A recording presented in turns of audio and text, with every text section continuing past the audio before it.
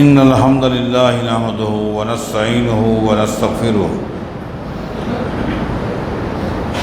ونعوذ بالله من شرور أنفسنا ومن سيئات أعمالنا من يهده الله فلا مضل له ومن يضلل فلا هادي له وأشهد أن لا إله إلا الله وحده لا شريك له وأشهد أن محمدا عبده ورسوله أما بعد فإن خير الحديث كتاب الله وخير الهدي هدي محمد صلى الله عليه وسلم وشر الأمور محدثاتها وكل محدثة بدعة وكل بدعة ضلالة وكل ضلالة في النار أعوذ بالله من الشيطان الرجيم بسم الله الرحمن الرحيم اهدنا الصراط المستقيم صراط الذين أنعمت عليهم غير المغضوب عليهم ولا الضالين آمين۔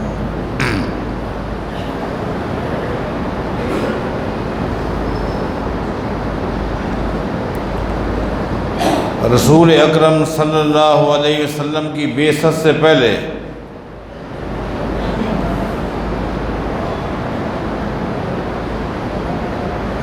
دو آسمانی شریعتیں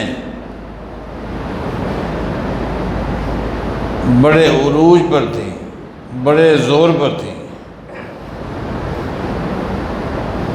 ایک یہود اور ایک نصارہ۔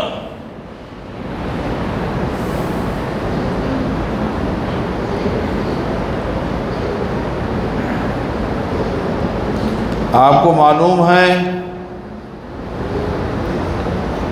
کہ ان دونوں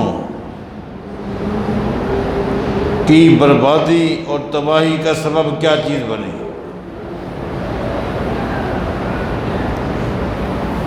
پہلے اس بات پر ہم غور کریں گے، پھر تیسرا اہم ترین نقطہ وہ ہے شریعت محمد صلی اللہ علیہ وسلم۔ یہودیوں کی بربادی اور اللہ تعالیٰ کی ناراضگی اور غضب کا سبب کیا چیز بنی؟ ایک ہی نقطہ تھا، یہودیوں کے پاس چوٹی کا علم تھا، بے پناہ ان کے پاس علم تھا۔ یہودی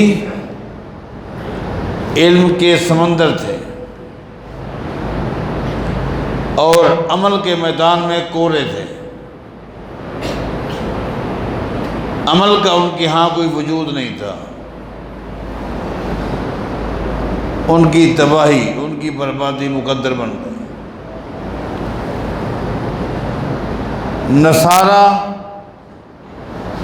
نصارہ کے ہاں علم نام کی کوئی چیز نہیں تھی۔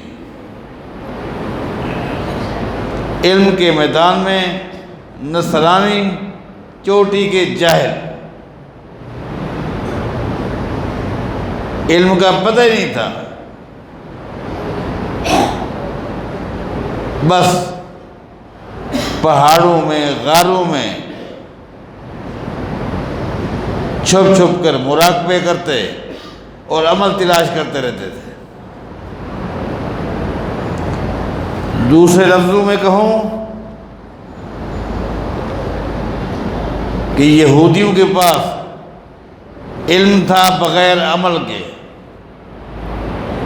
علم تھا بغیر عمل کے۔ نصارہ کے پاس عمل تھا بغیر علم کے۔ اور یہ بات آپ نوٹ کر لیں، جو عمل بغیر جو علم بغیر عمل کے ہو اس کی بھی تباہی ہے، اور جو عمل ہو بغیر علم کے اس کی بھی بربادی ہے۔ واپس آئی، یہودیوں کے پاس کتنا علم تھا پتہ ہے آپ کو؟ ہر چیز کا علم تھا، دنیا کے امور کا تو علم تھا، آخرت کا بھی علم تھا۔ آخرت کے جتنے بھی نکات ہیں یہودی حافظ تھے۔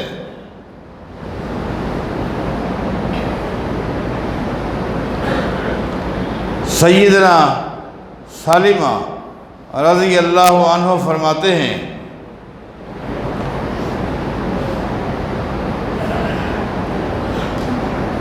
کہ ایک دن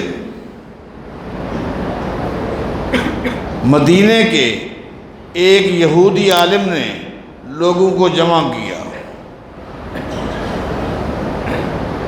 اس مجلس میں ٹوٹل بت پرست تھے، مشرک تھے۔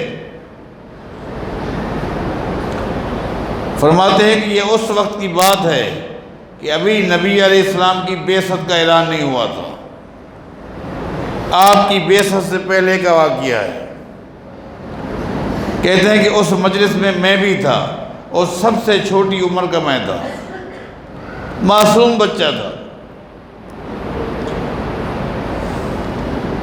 اس یہودی عالم نے ایک تاریخی خطاب، ایک تاریخی درس، تاریخی باتیں بیان کی۔ اس کی گفتگو کے اندر 6 عنوان تھے، 6 عنوان۔ کہتے ہیں میں چھوٹا بچہ تھا، اور چھوٹی عمر میں آپ کو پتہ ہے کہ حافظہ تیز ہوتا ہے۔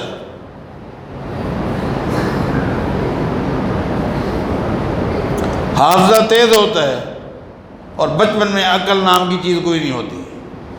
بڑی عمر میں حافظہ نہیں ہوتا، عقل پختہ ہوتا ہے، عقل ٹھوس ہوتی ہے۔ 6 عنوانوں پر اس نے گفتگو کی۔ سلمہ رضی اللہ تعالیٰ عنہ 6 کے 6 ٹاپک یاد رکھتے تھے۔ فرماتے ہیں ذکر البعث والقیامت والحساب والمیزان والجنت والنار، 6 ٹاپک اس نے بیان کیے۔ پہلی مرتبہ میں نے ایسی گفتگو سنی، میں بھی باپ دادا کے ساتھ بیٹھا ہوا تھا۔ اس نے کہا لوگو خبردار ہو جاؤ، مرنے کے بعد پھر تم نے اٹھنا ہے۔ سب دو کھنڈے کھنڈے کے ساتھ یہ کیا ہوا؟ سارے قیامت کے منکر تھے،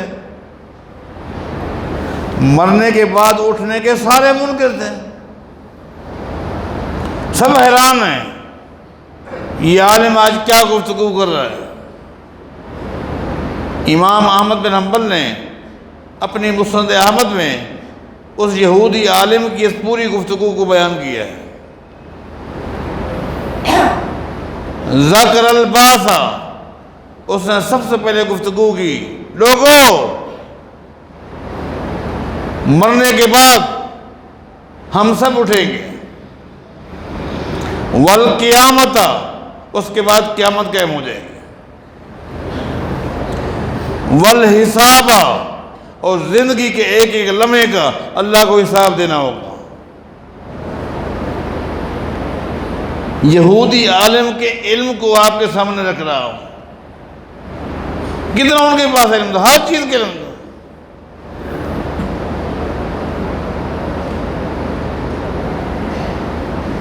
اعمال کو تولا جائے گا، میزان ہوگا، میزان، اعمال تولے جائیں گے۔ اس کے بعد جس انسان کے اعمال زیادہ ہوں گے اچھے تو وہ جنت میں جائے گا، جس کے برے اعمال زیادہ ہوں گے وہ جہنم میں جائے گا۔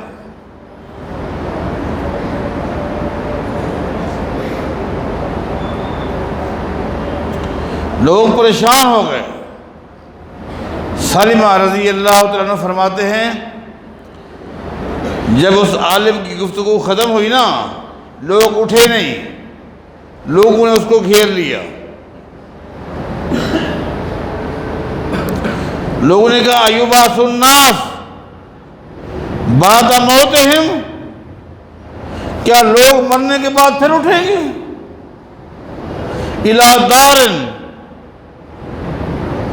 دار فیہا الجنۃ والنار، کیا لوگ مرنے کے بعد اٹھیں گے؟ حساب و کتاب ہوگا، پھر جنت ہوگی جہنم ہوگی؟ قال نعم، اس عالم، اس کا ایک رول تھا، لوگ تعجب سے سوالات تو کر رہے تھے لیکن اس کے ساتھ کوئی مخالفت نہیں کر رہا تھا۔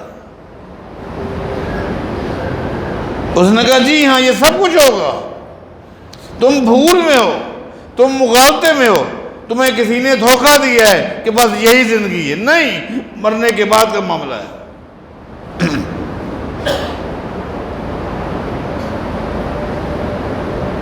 سالمہ رضی اللہ تعالیٰ عنہ فرماتے ہیں لوگوں نے کہا اچھا یہ بتائیں یہ معاملہ کب ہوگا،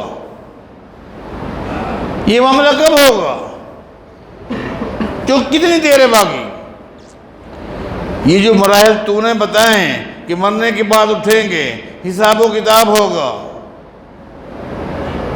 پھر جنت ہے جہنم ہے، یہ کب ہوگا، کتنا دیر ہے؟ اس نے کہا ابھی اس کو دیر ہے۔ کتنا دیر ہے؟ اس نے کہا کہ بس یوں سمجھو ابھی ایک اور نبی آنے والا ہے۔ بتاؤ، اللہ، یہودیوں کے پاس علم تھا، چوٹی کا علم تھا، ابھی ایک اور نبی آنے والا ہے، ایک اور نبی آئے گا، جی ہاں آئے گا۔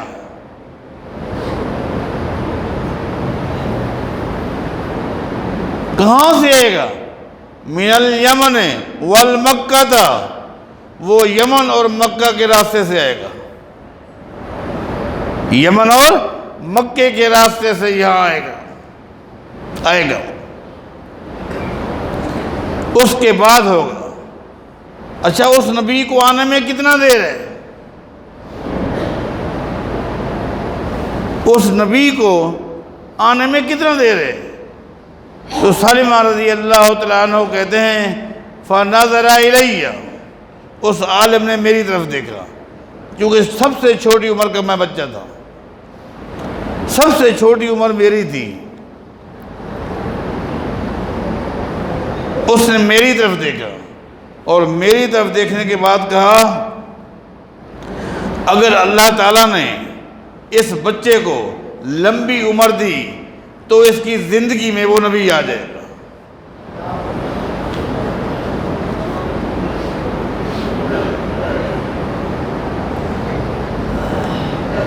سالمہ کہتے ہیں ایک وقت آ گیا، نبی علیہ السلام کی بعثت ہو گئی، آپ مکہ میں آ گئے، پھر آپ مکہ سے مدینہ آ گئے۔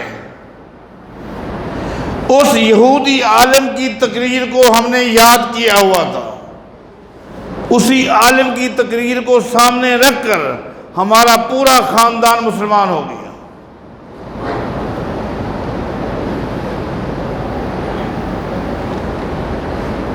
ایک دن ہماری قوم کے لوگ اس یہودی عالم کے پاس گئے، وہ بھی زندہ تھا، اس سے کہا الست تأمرنا، کیا تیرا یہ حکم نہیں تھا، اسی نبی کے بارے تو نہیں کہتا تھا، وہ نبی تو آ گیا، ہم تیرے کہنے کی وجہ سے، تیری تقریر کی وجہ سے مسلمان ہو گئے ہیں، الست تأمرنا۔ اس نے کہا جی ہاں، جس نبی کے بارے میں نے کہا تھا وہ یہی ہے، جس پر تم ایمان لے کر آگے، یہی ہے۔ سلمہ کہتے ہیں آمنا بہی وکفر بہی بغیا وحسدا، ہم اسی تقریر کو سامنے رکھ کر محمد مصطفیٰ پر ایمان لے آئے، لیکن وہ یہودی عالم بغض اور حسد کی وجہ سے یہودی ہو کر مرا، پیغمبر پہ ایمان نہ لایا۔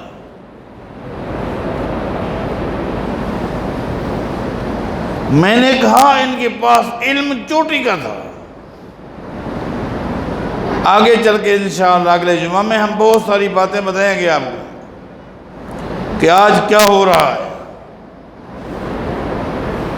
کتنا علم ہے، ہر چیز کا علم، ہر چیز کا علم۔ پیغمبر کی بعثت کا بھی علم ہے، پیغمبر کی بعثت کا بھی علم ہے۔ سیرت ابن ہشام کے اندر صحیح سند کے ساتھ ایک یہودی کا واقعہ موجود ہے۔ یہ یہودی عالم ملک شام میں رہتا تھا، وہیں سے چلا اور مدینہ میں ایک یہودیوں کا قبیلہ ہے بنو قریظہ، ان کے ہاں آ کر مستقل رہائش پذیر ہو گیا۔ ملک شام کو چھوڑ کر مدینہ میں آ گیا، یہاں مستقل رہتا رہا۔ نبی علیہ السلام کی بعثت سے پہلے تقریباً 2 سال پہلے یہ عالم فوت ہوتا ہے۔ فوت ہوتے وقت جب اس نے دیکھا اب زندگی ختم ہو گئی، زندگی ختم ہو گئی، اس نے یہودیوں کو گھر میں جمع کیا۔ یہودی مدینہ کے جمع ہو گئے۔ اس نے کہا یا معاشر یہود، او یہودیو،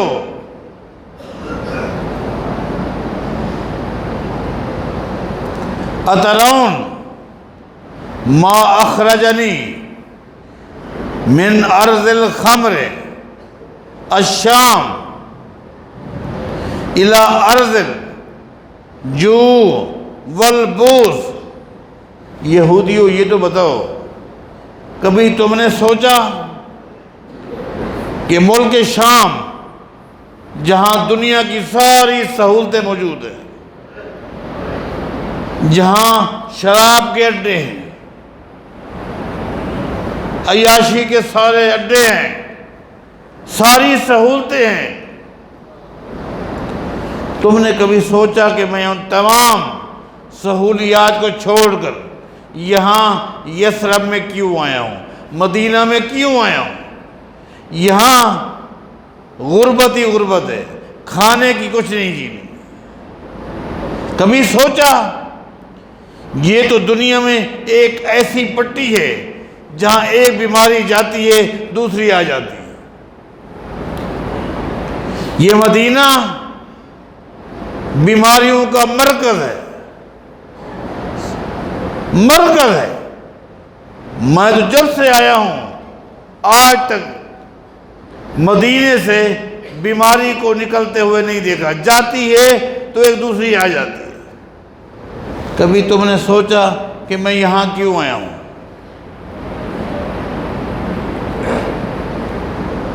سب نے کہا ہم نے کبھی اس پر غور نہیں کیا۔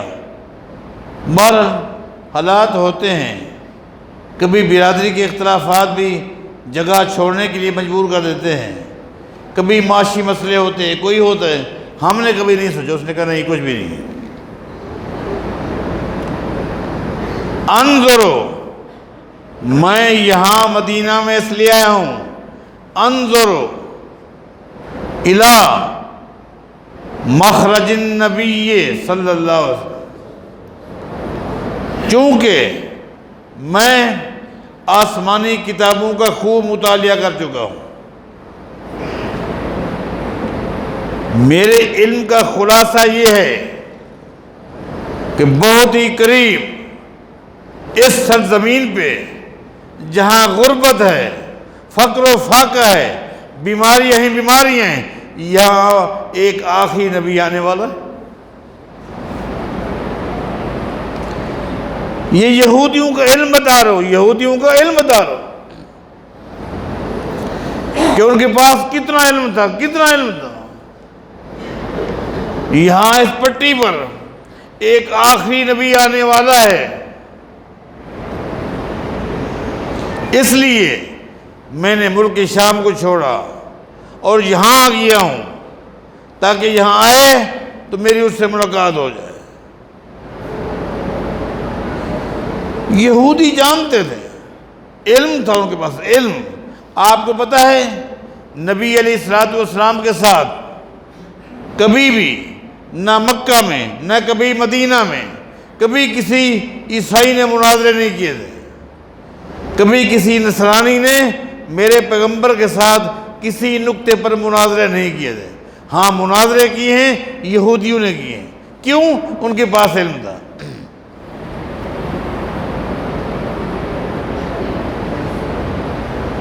صحیح مسلم اٹھائیں، یہودی عالم آیا تھا، یہودی عالم۔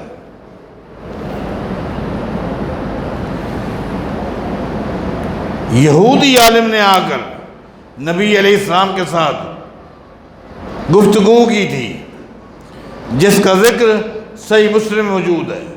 اس نے لگاتار سوالات کیے اور سوالات کرنے سے پہلے کہا تھا اس نے، میں نے کوئی سوالات کرنے ہیں اور میں جانتا ہوں، وہ عالم کہہ رہا ہے، یہودی عالم، مجھے پتہ ہے میرے ان سوالوں کا جواب نبی کے علاوہ کوئی نہیں دے سکتا، بتاؤ۔ اس لیے میں کسی آپ کے اور امتی کے پاس نہیں گیا، میں ابو بکر کے پاس نہیں گیا، عمر کے پاس نہیں گیا، آپ کے پاس آیا۔ کیوں؟ آپ کا دعویٰ ہے کہ میں نبی ہوں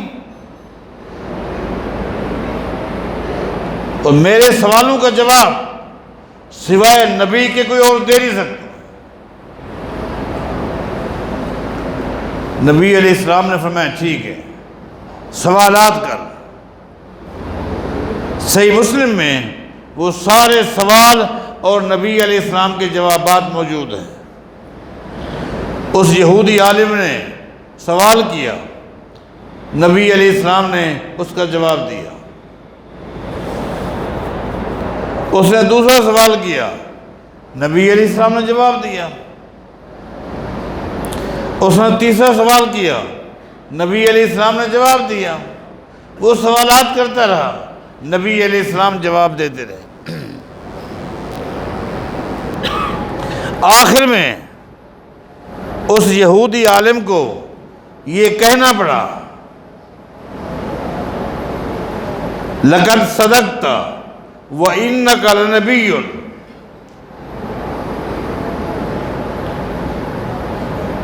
لَقَدْ صَدَقْتَ، لَقَدْ صَدَقْتَ، اے محمد صلی اللہ علیہ وسلم، آپ نے جن سوالوں کا بھی جواب دیے ہیں سارے جواب صحیح ہیں،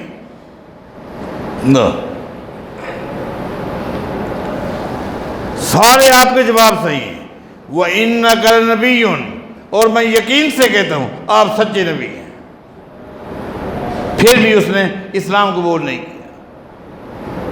یہود میں علم تھا، عمل نہیں تھا، ہر دھرمی تھی، حسد تھا، بغض تھا، علم تھا۔ اس نے کہا آپ کے سارے جواب درست ہیں، اور یہ بھی میں یقین سے کہتا ہوں وَإِنَّكَ لَنَبِيٌّ، کہ آپ سچے نبی ہیں۔ بتاؤ، یہ علم ہے اور یہ عمل ہے، کیا فائدہ؟ اس علم کا کوئی فائدہ ہے جس میں عمل نہیں؟ جب وہ چلا گیا، جب وہ مجلس چھوڑ کے چلا گیا یہودی، تو نبی علیہ السلام نے صحابہ سے فرمایا، لَقَدْ سَأَلَنِي عَنِ الَّذِي سَأَلَنِي وَمَا لِيَ عِلْمٌ بِشَيْءٍ حَتَّىٰ أَتَانِيَ اللَّهُ بِهِ۔ اور ساتھیو، آج اس یہودی نے مجھ سے جتنے بھی سوال کیے ہیں مجھے کسی ایک بھی سوال کا جواب نہیں آتا تھا۔ یہودی عالم کا اندازہ لگاؤ، بات یہ بتانے والی ہے کہ یہودی عالم کا اندازہ لگاؤ کہ اس نے کہا تھا کہ میرے پاس جو سوال ہیں ان کا جواب نبی کے علاوہ کوئی بھی نہیں دے سکتا۔ اس کے جانے کے بعد نبی علیہ السلام نے کیا فرمایا کہ اس نے جتنے بھی مجھ سے سوال کیے ہیں مجھے کسی ایک سوال کا بھی جواب نہیں آتا تھا۔ ہوا کیا؟ ہوا یہ، نبی علیہ السلام فرماتے ہیں یہودی سوال کرتا رہا، اسی وقت اللہ مجھے جواب بتاتا رہا۔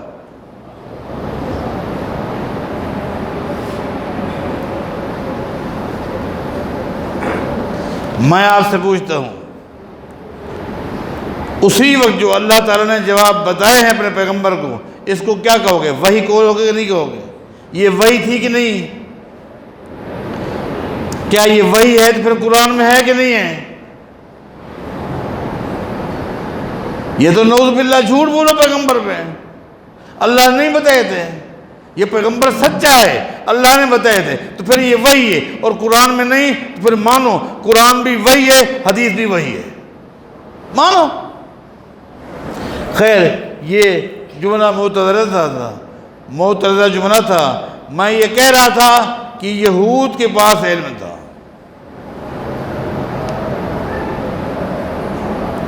لیکن اللہ تعالیٰ نے یہودیوں کو قرآن کریم میں گدھا کے ساتھ تشبیہ دی ہے، گدھا کے ساتھ۔ کیا کہا؟ مثل الذین حملوا التوراۃ کمثل الحمار یحمل اسفارا۔ اللہ فرماتا ہے یہ یہودی یہ گدھے ہیں، گدھے۔ یہودیوں کو گدھا کیوں کہا ہے؟ اللہ نے آگے مثال دی کہ جس طرح ایک گدھے کے اوپر سامان لاد دو، سامان لاد دو، کتابیں لاد دو، کتابیں لاد دو، اس کی پیٹھ پہ تورات رکھ دو، انجیل رکھ دو، آسمانی صحیفے رکھ دو، وہ اٹھا کے چلتا پھرتا رہے گا، اس کو فائدہ ہے؟ فائدہ ہے؟ اللہ فرماتا ہے جس طرح گدھے کی پیٹھ پہ کتابیں رکھ دو گدھے کو فائدہ نہیں، یہودیوں کے سینے میں کتابیں ہیں، فائدہ کوئی بھی نہیں ہے۔ کیوں عمل نہیں؟ علم سے کورے، یہ یہود ہیں۔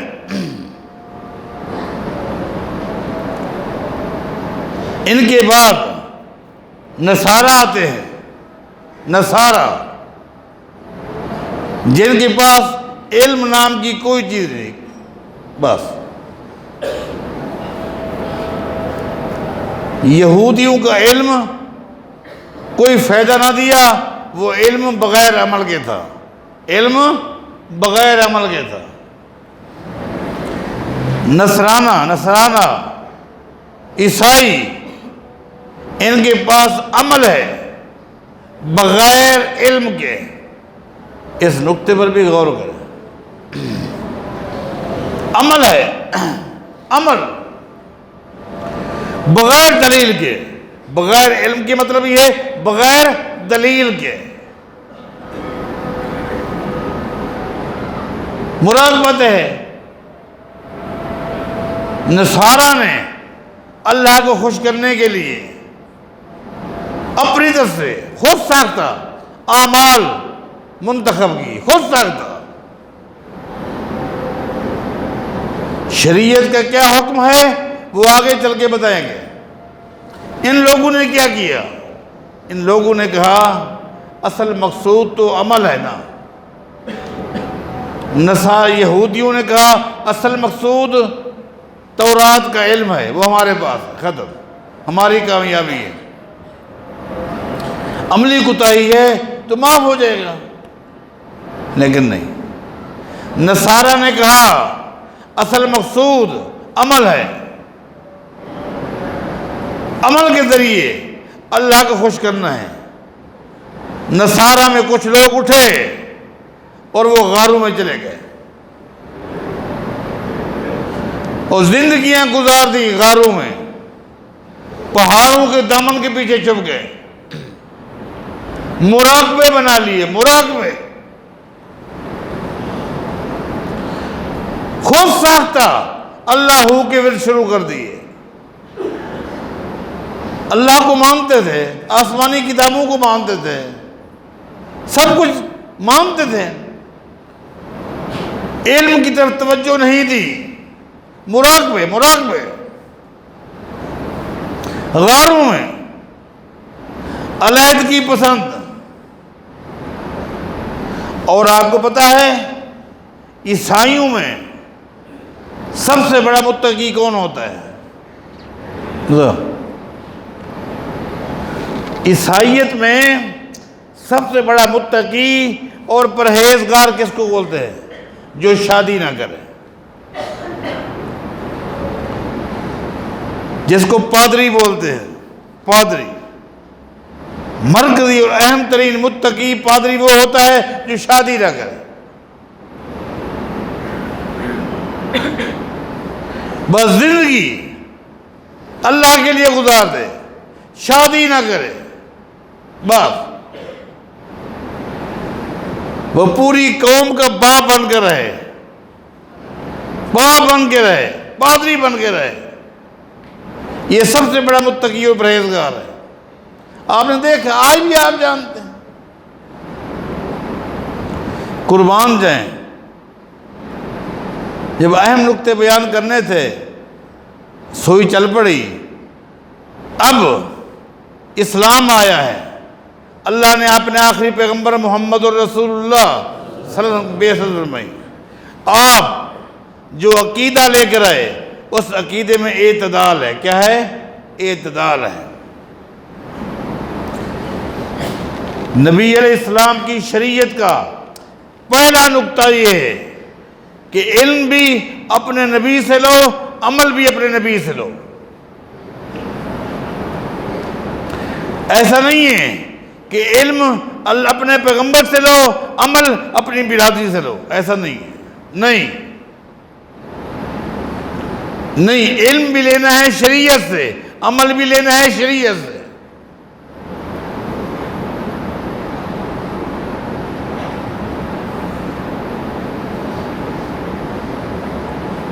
جس کا کلمہ پڑھا اسی کی اتباع کرنی ہے۔